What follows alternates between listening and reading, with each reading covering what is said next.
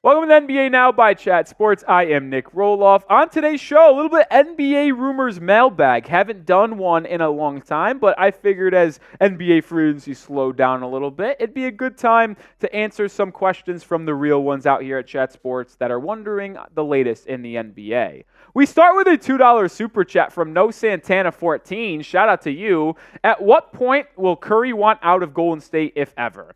This is a fascinating question, No, because I don't think he would ever request a trade from Golden State. He's a Warrior lifer, and I don't think the Warriors would ever even accommodate it, to be honest. Even though he's their franchise GOAT and legend, I don't think they would trade him just because it'd be the stupidest thing money-wise in history.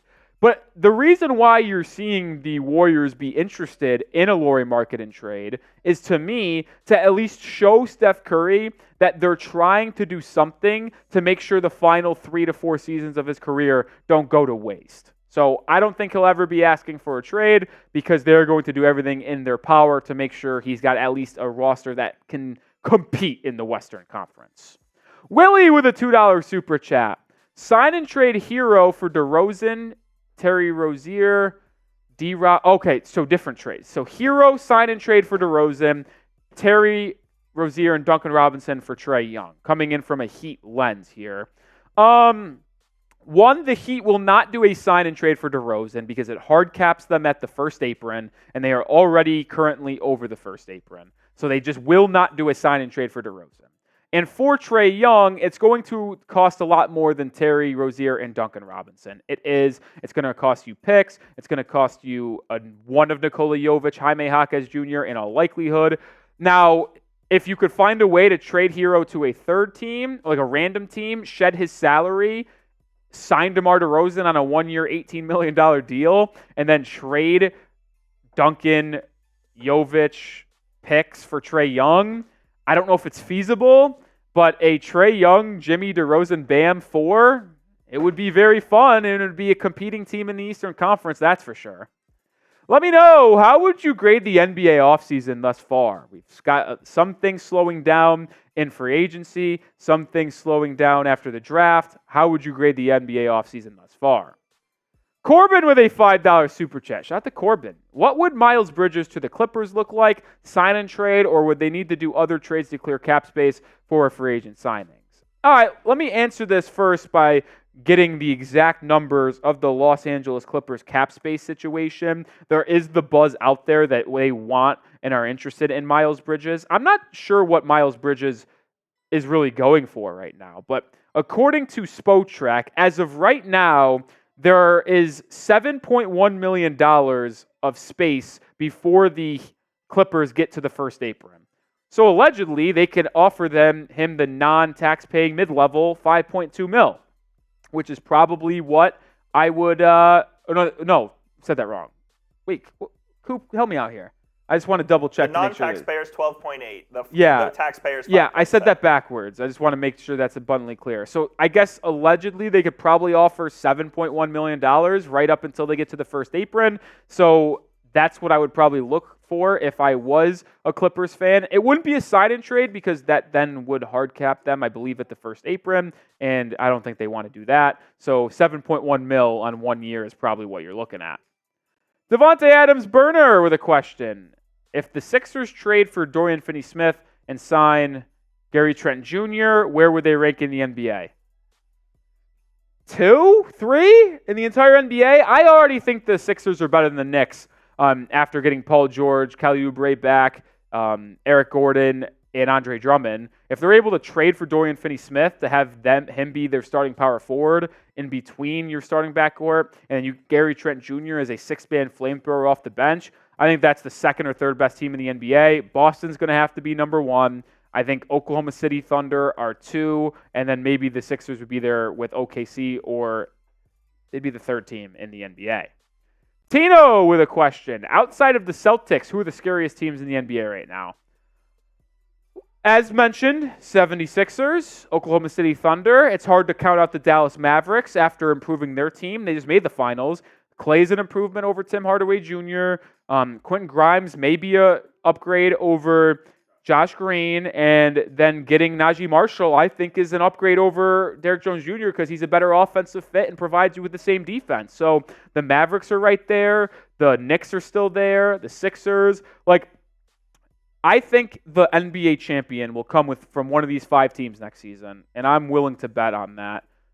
Celtics, Sixers, Knicks, Thunder, Mavs, Timberwolves, close number 6. Make sure you are subscribed to the channel because we are going to have the best content, not only for the NBA, but for college football, for the NFL. So if you want the latest on the NBA, this is the channel for you. Subscribe right now at chatsports.com or youtube.com/chatsportstv.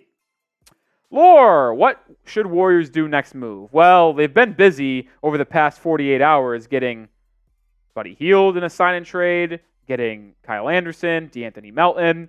And I do think it's possible that they are loading up with good role players to complement a big 2, if you will, of Lauri Markkanen and Steph Curry. Because the current roster isn't going to contend in the West. But if they traded Kuminga, Gary Trent Jr., and picks to get Lauri Markkanen, well, now we're talking a lot of solid role players to complement Draymond, Lauri, and Steph. So to me, I think Golden State, it's been reported that they're going to go all in for Markkanen. I think that is the most likely scenario for the Warriors this offseason. So that's the next move that I would anticipate for Golden State.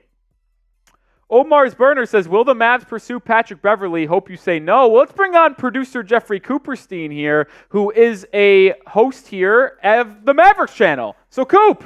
The Mavs might pursue Patrick Beverly. They have $4.4 million left of their mid-level exception, and I think they could use it on a guy like Beverly. I think they need a backup point guard, and he kind of fits the description. If I had to pick, I think it would be Dennis Smith Jr., Patrick Beverly is a guy that they also could sign. I mean, he would be the best point-of-attack defender on the Mavericks right away. So it's definitely something I could see. Beverly, someone who is probably going to be signed for the vet min, $3.3 million, probably nothing other than that. I think there's going to be a lot of teams that could be interested in his services for point-of-attack guard defense in the NBA once the main free agents kind of clear out. Jordan, what would you think of a D'Angelo Russell for DeMar DeRozan swap? Well, I still don't think it works financially for the Lakers because of the sign-and-trade hard cap situation, which has just been the issue all along with a lot of these teams. Under the new CBA, I believe any sign-and-trade hard caps you at the first apron, and if that's the case, the Lakers are currently in the second apron. So if they want to get DeMar DeRozan, the way they're going to have to do it is they're going to have to clear out a lot of cap space to get below the first apron, but below the first apron enough to offer DeRozan a legitimate contract. So think D'Angelo Russell's $18 million contract, maybe Jared Vanderbilt or Rui Hachimura, who are both making about $15, $17 million. Like 2 of those guys would have to be gone to get $15 million underneath the first apron, which wouldn't that allow them to sign DeMar DeRozan? Or are they going to be able to find a trade package where they get 2 of those 3 guys out of here to sign DeRozan? That's a question that needs to be seen. Who are the favorites to win the NBA Finals? We had a question earlier about who are the most dangerous teams out of Boston. I gave you a list of 5 or 6 teams that I think are going to win the Finals. Let me know who your favorites are to win the NBA Finals. Deluxe Gaming says, what would you do if you were the Lakers?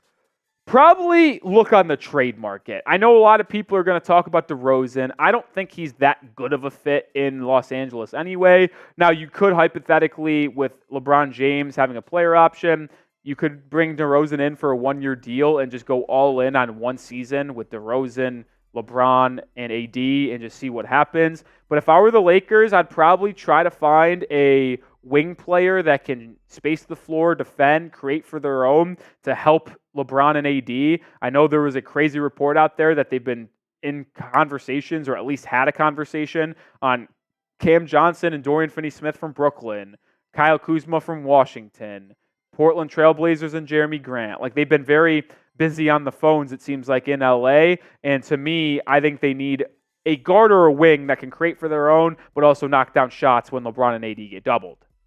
Joey, what is the Timberwolves record next year?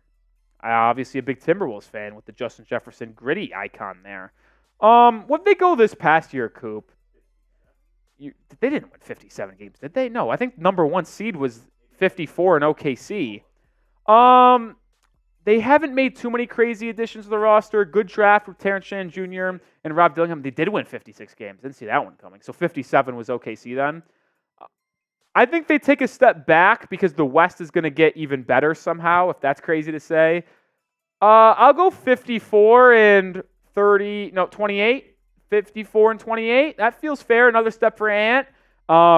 Rob Dillingham off the bench. Like, I still think 54 and 28, Joey, would be good enough to be a top 4 team in the West without a doubt. That's my prediction. That will also do it for our mailbag here at Chat Sports. If you want more NBA content, hit that sub button. We'll also continue to go live throughout the offseason at times, so don't miss it. Hit that sub button and turn on notifications. I'll see you with a video sometime soon. For Nic Rohloff, see ya.